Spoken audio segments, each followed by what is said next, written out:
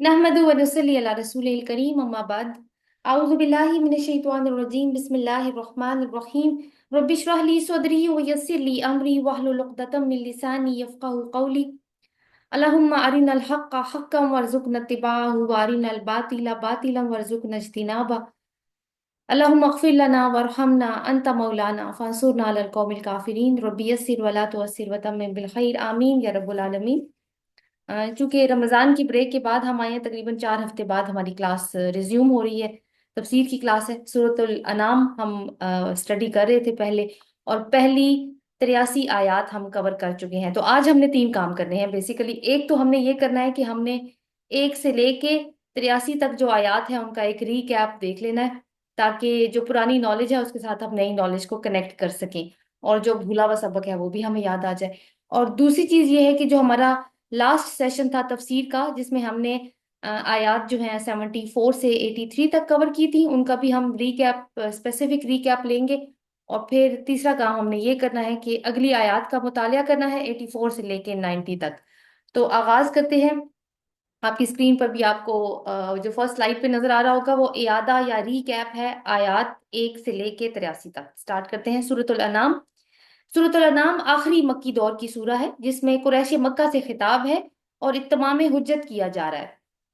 इसका मौजू तौहीद, रिसालत और आखिरत पर ईमान है, मगर ईमान बिल रिसालत का एलिमेंट गालिब है। कुरैश मक्का ने चूंकि रसूल अल्लाह सल्लल्लाहु अलैहि वसल्लम को झुटला दिया है। पहली 5 आयात 1 से लेके 5 तक तौहीद और आखिरत के दलाइल। हम सिर्फ अल्लाह की है जो कि क्रिएटर है। वो मटेरियल से भी क्रिएट करता है और बगैर मटेरियल के भी क्रिएट करता है।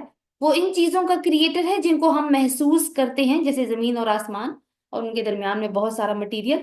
और इनका भी जो अपना वजूद रखते तो हैं, लेकिन कोई उनकी मटेरियल बॉडी नहीं है, कोई मुजस्सम सूरत नहीं है, उनको बस फील किया जा सकता है। जैसे कि हमने जुलुमात और नूर यानी अंधेरे और रोशनी की बात की थी।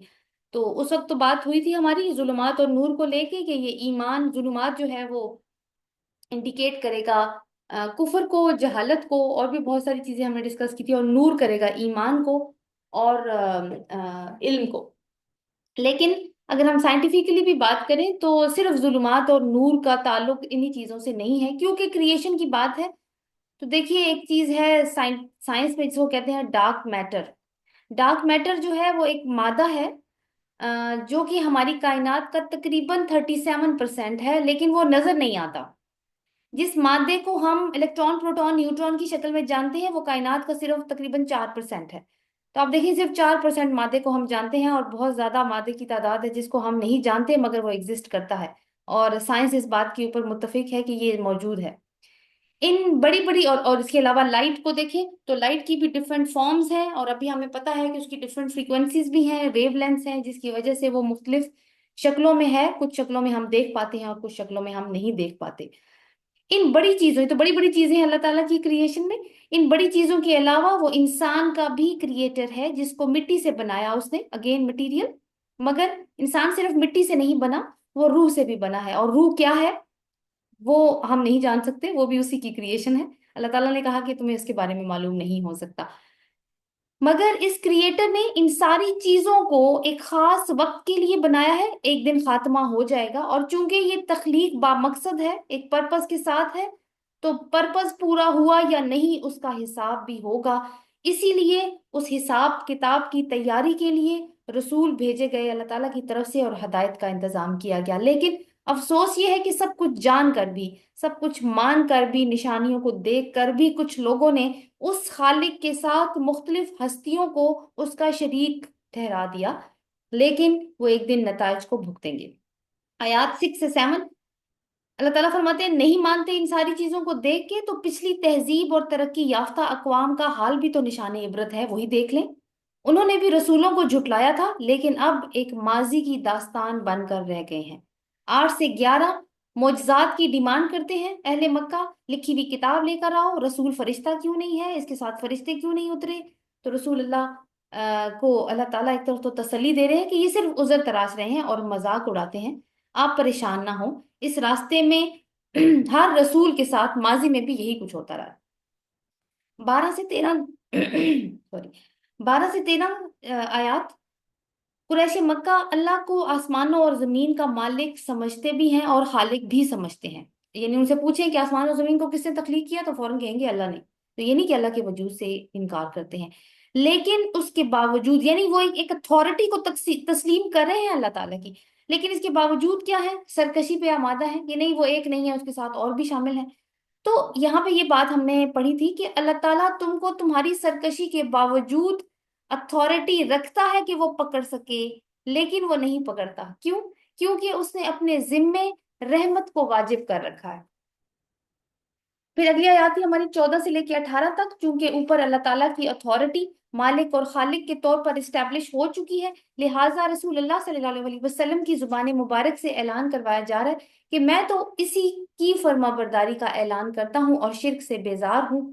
وہی اللہ جو کریٹر ہے، جس کی اتھارٹی ہے، جو مالک بھی ہے، وہ رب بھی ہے. آپ کو پتہ ہے نا رب کے الگ معنی ہے. اور میں اس کی نافرمانی کر کے اس کی قدرت سے ڈرتا ہوں، میرے نفع و نقصان کا وہی مالک ہے. 19 سے 32. اہل مکہ تمہیں یقین کرنے کے لیے اب کون سی شہادت چاہیے؟ شہادت کے لیے اللہ کافی ہے. کس بات کی شہادت؟ کہ یہ رسول اللہ کا رسول ہے، یہ کلام اللہ کا کلام. تو اس شہادت کے لیے اللہ کافی ہے، تمہارے انکار سے کوئی فرق نہیں پڑتا. یہ شہادت تو اہل کتاب بھی دیتے ہیں جن سے تمہارے تعلقات ہیں. شرک اللہ پر جھوٹ گھڑنا ہے. پھر انہی مشرکوں اور ان کے شرکاء کو قیامت کے منظر میں پلیس کر کے دکھایا گیا کہ جب ہم ان مشرکوں سے سوال کریں گے قیامت والے دن کہ تمہارے معبود کہاں ہیں جن پہ تم ریلائی کیا کرتے تھے، تو پوری زندگی جس فلسفی پر گزاری اسی سے انکاری ہو جائیں گے اور آج توحید کا اقرار کر رہے ہوں گے، لیکن آج کوئی فائدہ نہیں. دنیا میں ان کو حق قبول کرنے کے ذرائع دیے گئے تھے جیسے آنکھیں، کان اور دل، مگر جانوروں کی طرح جینے کو ترجیح دی. رسول صلی اللہ علیہ وسلم سے جھگڑتے تھے، قرآن کو اساطیر الاولین یعنی پچھلے وقتوں کی کہانیاں کہتے تھے اور معجزات دیکھنے پر ہی اڑے ہوئے تھے. ان میں کچھ ایسے تھے جن کو دہریے کہا جاتا ہے، یعنی ایتھیسٹ، جو دنیا کی زندگی کو ہی کل زندگی سمجھتے، نہ اللہ کے وجود کا یقین نہ آخرت پر ایمان. ان کو بھی قیامت کے دن اللہ تعالیٰ کے سامنے کھڑا کر کے پوچھا جائے گا. قیامت کے دن اور اللہ کے سامنے آپ دیکھیں دونوں چیزوں کا انکار کرتے ہیں نا، تو ان کو پوچھا جائے گا کہ اب بتاؤ کیا یہ جھوٹ ہے؟ پھر ان کی حسرتیں اور پچھتاوے ہی نظر آئیں گے. لیکن دنیا کی زندگی میں کھیل تماشوں میں اتنے مصروف ہیں، نہ قرآن سنتے ہیں نہ آخرت کی فکر ہے، کھائے پیے، بچے پیدا کیے، سوئے، مر گئے. تو اللہ تعالیٰ نے ریورس انجینئرنگ کی ٹیکنیک سے ان کو عقل پر موٹیویٹ کیا ہے. 33 سے 29، 33 سے 39 ہے.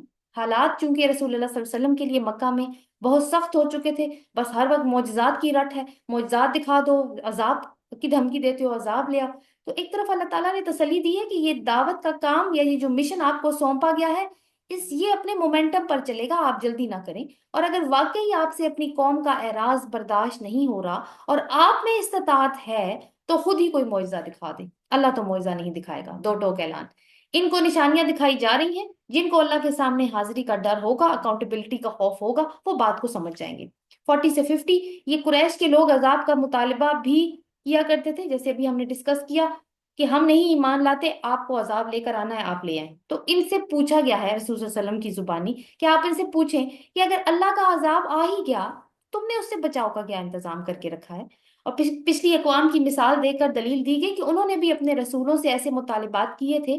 اللہ نے کچھ مصائب کے ساتھ ان کی آزمائش کی، مگر انہوں نے عاجزی اختیار نہیں کی. پھر اللہ تعالیٰ نے انہیں کثرت نعمت سے آزمایا، پھر بھی شکر گزاری نہیں آئی، تو پھر اللہ تعالیٰ نے ان کی جڑ کاٹ دی. یعنی جڑ کاٹنے کا مطلب ہے عذاب دینے سے پہلے اللہ تعالیٰ نے ہر طریقے سے ان کو چیک کیا، اچھے حالات دکھا کر بھی، برے حالات دکھا کر بھی. کوئی بھی خیر کا ایلیمنٹ تھا اللہ تعالیٰ نے اس کو الگ کر لیا، لیکن جب کوئی خیر کا ایلیمنٹ نہیں بچا، کوئی امید نہیں بچی، تو پھر اس قوم کی جڑ کاٹ دی گئی، یعنی عذاب آ گیا. تو اس سے پہلے کہ انجام قریش مکہ تمہارا بھی ہو جائے، رسول کی بات سن لو، وہ تمہیں اسی انجام سے خبردار کر رہا ہے. پھر یہ حقیقت بھی ہمیں ساتھ ساتھ معلوم ہوئی کہ رسول صرف وہی کو فالو کرتا ہے، معجزات دکھانا، غیب کا علم رکھنا، عذاب لانا یہ اس کے اختیار میں نہیں ہوتا، الا یہ کہ اللہ ہی چاہے. 51 سے 55 رسول اللہ صلی اللہ علیہ وسلم کو ہدایت کی جا رہی ہے کہ آپ قرآن کے ذریعے انذار کرتے رہیں، وارن کرتے رہیں. جو آخرت کا خوف رکھتے ہیں، جو اپنے رب کو صبح و شام پکارتے ہیں اور صرف اپنے رب کا چہرہ چاہتے ہیں، وہ اس قرآن سے فائدہ اٹھا لیں گے. اور یہ لوگ عرب کی سوسائٹی کے لائک کمزور اور مسکین لوگ تھے.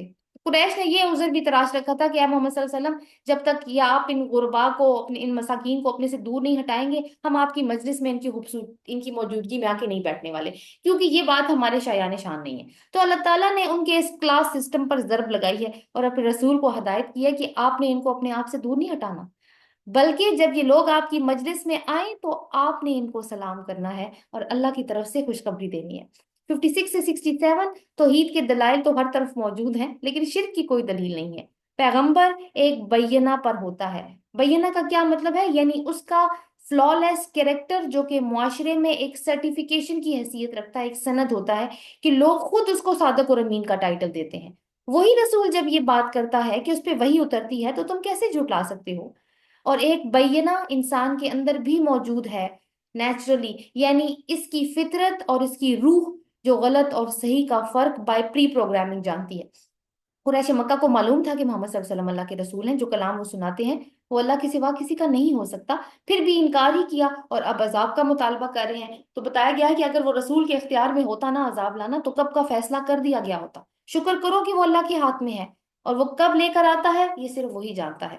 پھر ہم نے اللہ تعالیٰ کے وسیع علم کی کچھ مثالیں پڑھی، موت کے بعد دوبارہ اٹھنا، اس کا تجربہ، اس کے بارے میں بھی پڑھا، کیونکہ قریش مکہ اس ریالٹی کو بھی تسلیم کرنے سے بہت زیادہ ان کو اس چیز میں مشکل تھی کہ ایسا کیسے ہو سکتا ہے کہ انسان مر جائے، مٹی ہو جائے قبر میں، مٹی میں مل کے مٹی ہو جائے اور پھر دوبارہ سے اٹھایا جائے۔ تو اللہ تعالیٰ نے کہا یہ اللہ کے لیے کچھ مشکل نہیں ہے، دیکھو اس کا ایکسپیرینس تو روز اللہ تعالیٰ تمہیں کرواتا ہے، کیسے نیند جو موت کی بہن ہے اس کے ذریعے تم روز ایک موت کو گلے لگاتے ہو اور پھر صبح تمہاری ریزریکشن ہوتی ہے۔ تو اللہ تعالیٰ نے پھر ہم نے ایک اور بات پڑھی کہ اللہ تعالیٰ کے سارے سسٹم اپنی اپنی جگہ پہ ویل ان پلیسڈ ہیں، لیکن لوگوں کا رویہ شکر کا ہونا چاہیے کیونکہ یہ لوگوں کی فیسلٹی کے لیے، لیکن وہ شرک کرتے ہیں۔